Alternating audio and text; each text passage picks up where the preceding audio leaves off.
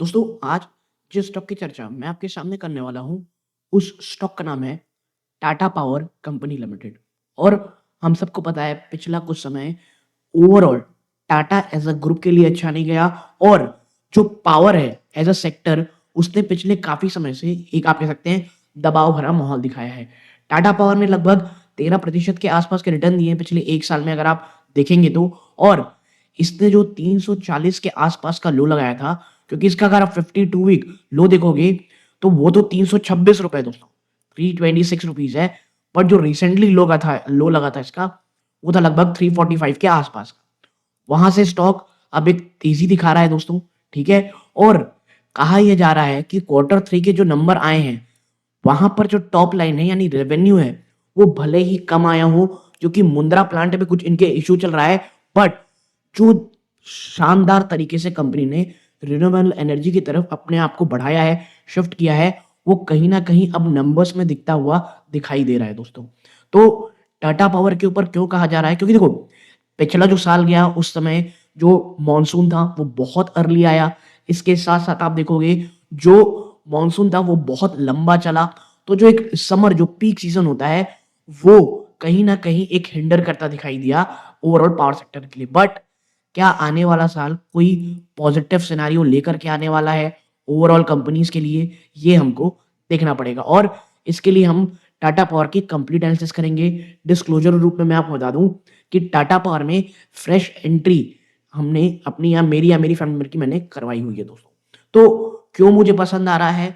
क्या इश्यूज़ हैं जो हमको ध्यान में रखने हैं? और टेक्निकली मैं आपको बता दूँ एक एक रेजिस्टेंस ज़ोन की तरफ आपको ये बढ़ता दिखाई देगा, क्योंकि अब 380 से लेकर के 400 और 400 एक बहुत बड़ा साइकोलॉजिकल रेजिस्टेंस है। और अगर टाटा पावर को एक क्लीन ब्रेकआउट देना है तो ₹413 के आसपास है, जहाँ से इसको ऊपर जाना पड़ेगा, ठीक है? हाँ, बाज़ार अगर साथ दिए, क्योंकि देखो बाज़ार बहुत नेगेटिव चल रहा है, बहुत दबाव में चल रहा है और अक्सर ना ऐसा बहुत कम होगा कि बाज़ार एक तरफ क्रैश हो रहा है और आपके स्टॉक्स ऊपर जा रहे हो, ऐसा कम होता है दोस्तों, ओके? नाउ अब एक-एक करके चर्चा करेंगे एनालिसिस के ऊपर। आपसे बस एक दरख्वास्त है, इस वीडियो को लाइक कीजिए, चैनल को सब्सक्राइब नहीं किया सब्सक्राइब कीजिए। आपको किसी अन्य स्टॉक पे चर्चा करानी हो वो भी ज़रूर बताइएगा, ओके? नाउ देखो, टाटा पावर ने ना रिसेंटली क्वार्टर 3 के नंबर दिखाए और जो परफॉर्मेंस आई है वो इस बात को रिफ्लेक्ट कर रही है कि एक बहुत ही इम्पोर्टेंट शिफ्ट, जहां टाटा पावर पहले कन्वेंशनल यूटिलिटी कंपनी थी, अब एक ग्रीन एनर्जी पावर हाउस बनती चली जा रही है।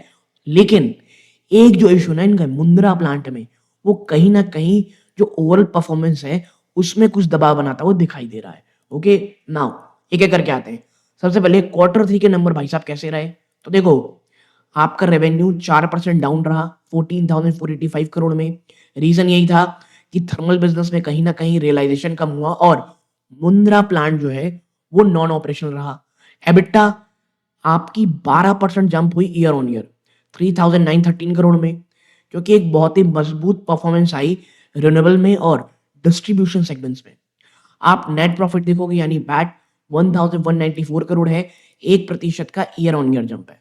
अब सेगमेंट वाइज नंबर देखोगे तो आपका रिन्यूएबल जो आया है 156% का जंप है ईयर ऑन ईयर रिन्यूएबल में। ये सेगमेंट वाइज बात हो रही है, क्योंकि टाटा पावर तो पूरी स्ट्रक्चर है ना, उसमें रिन्यूएबल आता है, फिर सोलर मैन्युफैक्चरिंग है, फिर डिस्ट्रीब्यूशन बिजनेस अलग है। सोलर मैन्युफैक्चरिंग से सेल और मॉड्यूल मैन्युफैक्चरिंग से कंपनी का जो पैट वो 124% बढ़ा है 251 करोड़ में। डिस्ट्रीब्यूशन बिजनेस उसमें प्रॉफिट आफ्टर टैक्स पे 167% जंप आया है 746 करोड़ में। क्यों? शानदार रिकवरी हुई है ओडिशा डिस्कॉम्स में, ठीक है? तो जहां थर्मल पावर ने एक दबाव बनाया, अन्य जो बिजनेस है वो काफी अच्छा परफॉर्मेंस करते हुए दिखाई दिए। अब आगे बढ़ूं उससे पहले दोस्तों, मात्र 11% व्यूअर हमारा वीडियो की चैनल सब्सक्राइब किए हुए हैं। आपका धन्यवाद कि आप हमारी इस जर्नी में हमारे साथ हैं। बट अगर आप 88.9 में से हैं, रियली थैंक यू कि आप वीडियो देखते हैं, बट प्लीज़ चैनल को ज़रूर सब्सक्राइब कीजिएगा, ऑल नोटिफिकेशन ज़रूर दबाइएगा, क्योंकि आपके लिए भली बहुत छोटी बात होती है, बट इससे हमारे चैनल की ग्रोथ होती है और हमें बहुत मोटिवेशन मिलता है। नाउ अब फ्यूचर प्लान और इन्वेस्टमेंट देखो, टाटा पावर ना ऑलरेडी आउटलाइन कर रखा है एक बहुत एग्रेसिव विजन 2030, जहां पर जो प्लान कैपेक्स है 1.25 लाख करोड़ का है आने वाले नेक्स्ट 5 इयर्स में।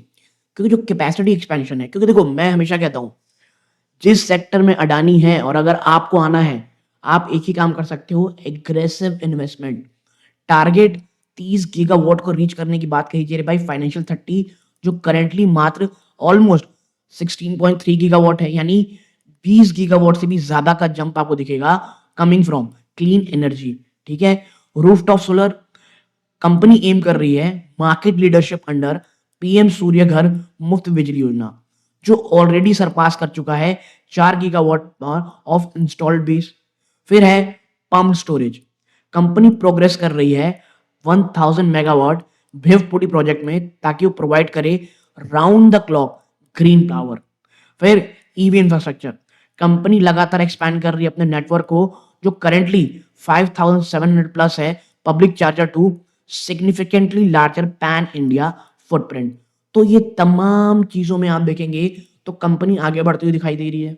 ठीक है, फिर रीसेंट ऑर्डर स्ट्रेटेजिक इन्वेस्टमेंट की अगर बात करोगे तो भाई रिन्यूएबल माइलस्टोन 10 गीगावाट को क्रॉस ऑलरेडी कर चुकी है ऑफ कम्युनिटिव ईपीसी यानी इंजीनियरिंग प्रोक्योरमेंट कंस्ट्रक्शन प्रोजेक्ट्स में।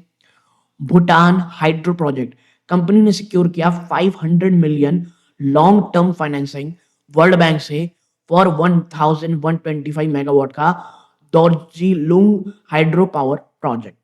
बात करें ट्रांसमिशन की, कमीशन की गई है क्रिटिकल लाइन यूपी में मैनपुरी से 12 और एडवांसिंग 6 और प्रोजेक्ट स्पैनिंग 2400 किलोमीटर्स। ठीक है, नाउ स्किलिंग, कंपनी ने साइन किया है एमयू विद आईसीआईसीआई फाउंडेशन, ताकि सेटअप कर पाए 5 renewable energy skill development centres. क्योंकि भैया सिर्फ एक्सपेंशन नहीं करना है, वहां पे काम करने के लिए लोग भी तो चाहिए। तो ये बहुत अच्छी रीसेंट आप कह सकते हैं इन्वेस्टमेंट है और स्ट्रेटेजिक इन्वेस्टमेंट कंपनी कर रही है। नाउ एज ए इन्वेस्टर आपको क्या ट्रैक करना है, तो देखो एज ए इन्वेस्टर आपको क्लोज वॉच रखना है इन दीज मेक और ब्रेक फैक्टर्स में। क्या क्या है? Mundra plant resolution, plant face कर रहा है 800 करोड़ लॉस इस क्वार्टर में, क्योंकि बीइंग शट फॉर 6 मंथ्स, 6 महीने से प्लांट बंद है। और watch for the finalisation of long term PPS with Gujarat और अदर स्टेट। ठीक है, अब भाई साहब गुजरात में है ना, तो सबको पता है अडानी भाई साहब हैं, तो किसी और को बिजनेस करना बहुत टफ होगा वहां पे। बट रेजोल्यूशन कैसे होता है ये जरूर देखना पड़ेगा। फिर रिन्यूएबल एग्जीक्यूशन पेज, जो लैंड एक्विजिशन है और ट्रांसमिशन लाइन अवेलेबिलिटी है, ये कहीं ना कहीं डिलीट किए हैं सम प्रोजेक्ट्स को। और अगर ये ट्रैक में हो जाते हैं ना, track if the 1.3 gigawatt target जो सेकेंड हाफ में है वो मेट हो पाता है या नहीं। ठीक है, तो भाई देखो भारत में सबसे बड़ी प्रॉब्लम क्या है, हम सबको पता है, लैंड एक्विजिशन और टाइम पे काम होना। तो ये किस तरह हो रहा है ये भी हमको देखना है। ठीक है, इसके साथ साथ हम नीचे देखें तो क्या देखना पड़ेगा, कर्जों का लेवल क्या है।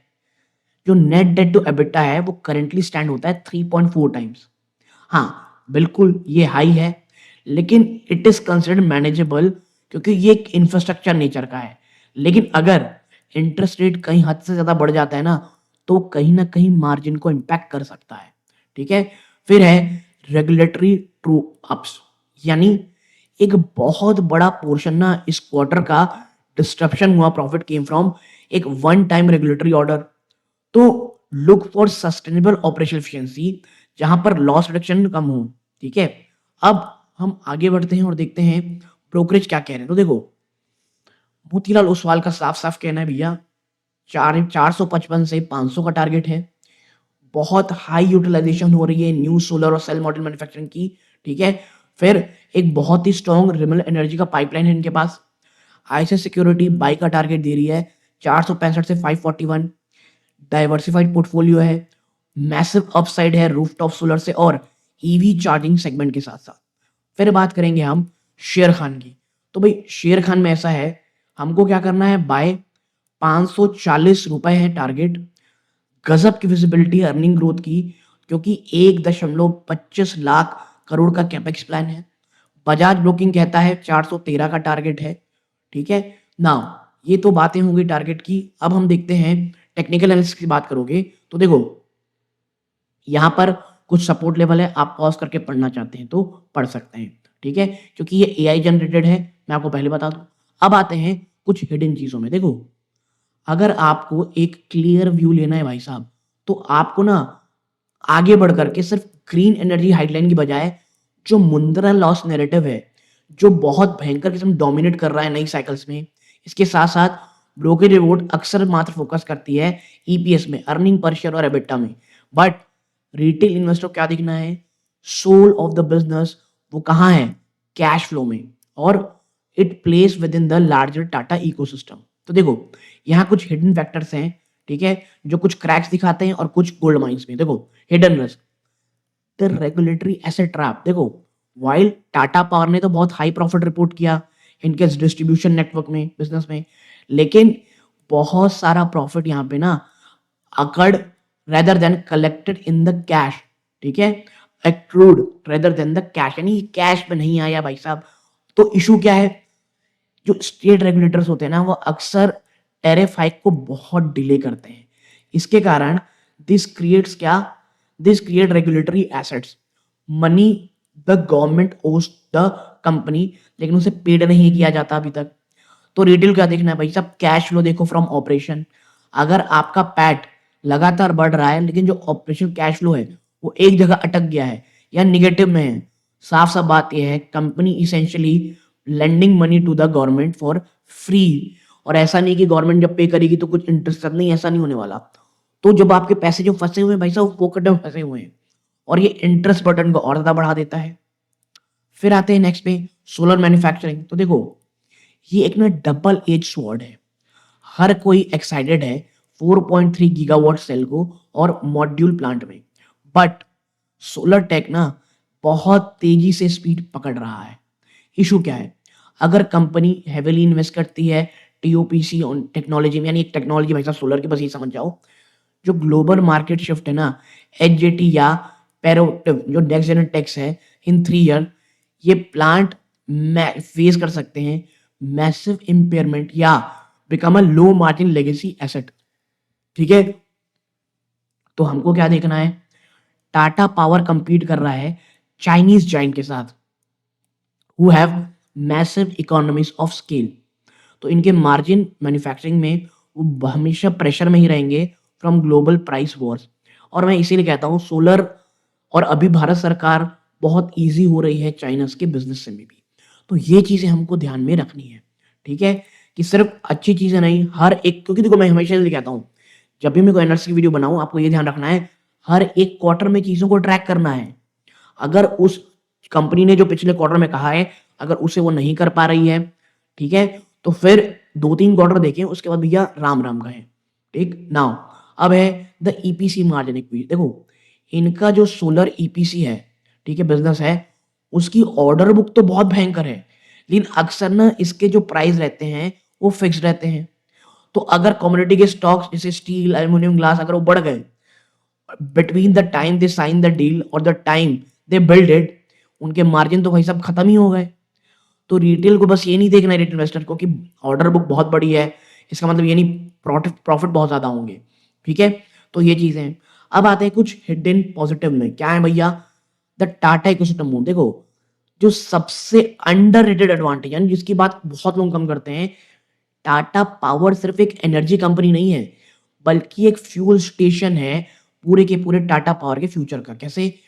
टाटा पावर सेल करती है ईवी, टाटा पावर इंस्टॉल करती है होम चार्जर, ठीक है, फिर टाटा पावर प्रोवाइड करती है पब्लिक चार्जिंग नेटवर्क, और टाटा कम्युनिटी इलेक्ट्रिक प्रोवाइड करती है सॉफ्टवेयर। व्हाइट मैटर ये क्रिएट करता है कैप्टिव कस्टमर बेस। एक रिटेल यूजर जो निक्सॉन ईवी बाई किएगा, वो ऑलमोस्ट लॉक्ड इन है कि वो टाटा पावर के इकोसिस्टम यूज करे। कोई अदर कंपटीटर, चाहे वो अडानी हो, रिलायंस हो, उनके पास एंड टू एंड कंज्यूमर पुल अभी भी नहीं है। फिर है डेटा सेंटर पावर डिमांड। हर कोई बात कर रहा है एआई की, लेकिन एआई रन होता है डेटा सेंटर में, और डेटा सेंटर होता है पावर हंग्री बीस्ट हैं, उनको दिन भर कूल रखने के लिए बहुत पावर चाहिए। टाटा कम्युनिकेशन और अदर प्लेयर बिल्ड कर रहे हैं मैसिव डेटा सेंटर भारत में, और ये फैसिलिटी रिक्वायर करेगी 24/7 ग्रीन पावर। तो हिडन प्ले यही है, Tata power pumped hydrogen projects are perfectly position to provide the stability round the clock green energy, वो भी प्रीमियम प्राइस में, जो कि बहुत ज्यादा प्रॉफिटेबल होंगे देन सेलिंग टू द ग्रीनल जर्नल ग्रिड, ठीक है। तो ये भी चीजें आपको ध्यान में रखनी है। रिटेल स्टेट वैल्यू देखो, टाटा पावर ओन करता है एक बहुत massive tract of land, particularly Mumbai और इनका जो हाइड्रो प्लांट है लोनावला मुल्शी उसके आसपास। तो जैसे जैसे मुंबई एक्सपैंड होगी, जो वैल्यू है ना इस लैंड की, इवन इफ आप इसको नहीं भी बेचोगे ना, इनकी बैलेंस शीट को बहुत मजबूत करेगी और इन्हें प्रोवाइड करेगी हिडन कोलेटरल जो कहीं ना कहीं डेली स्टॉक प्राइस में रिफ्लेक्ट नहीं होता है, ठीक है। तो भाई ये एक मैसिव इंपॉर्टेंट चीजें थी, और बहुत सारी चीजें आप पॉज करके पढ़ना चाहते पढ़ सकते हो। लेकिन देखो, एज ए इन्वेस्टर एक बात तो सही है कि कॉफी कैन अप्रोच हमको रखना है। अगर आप एक होल्डर हो और हर हफ्ते प्राइस ट्रैक नहीं करते हो, टाटा पावर धीरे धीरे ट्रांजिशन हो रही है सिर्फ एक यूटिलिटी स्टॉक यानी स्लो और डिविडेंड हैवी से ग्रोथ और टेक स्टॉक जो वॉलेटाइल तो रहेगा और हाई कैपेक्स रहेगा। और ये ट्रांजेक्शन अक्सर 3 से 5 साल रहता है, reflect the quality of earning, ठीक है। तो अगर आप एक कॉफी कैन स्टॉक है तो टाटा पावर नो डाउट मुझे बहुत अच्छा लगता है, ठीक है। लेकिन हाँ, एक्यूमुलेटेड मोड में रखता है। आने वाला समय अगर इस बार समर बहुत अच्छा सीजन आता है तो मुझे कहीं न कहीं लगता है वो बहुत अच्छा होगा ओवरऑल पावर कंपनी के लिए, और टाटा पावर के लिए तो होगा ही दोस्तों। यहाँ तक जुड़े रहे बहुत-बहुत धन्यवाद। ये वीडियो का अंत है। जय हिंद।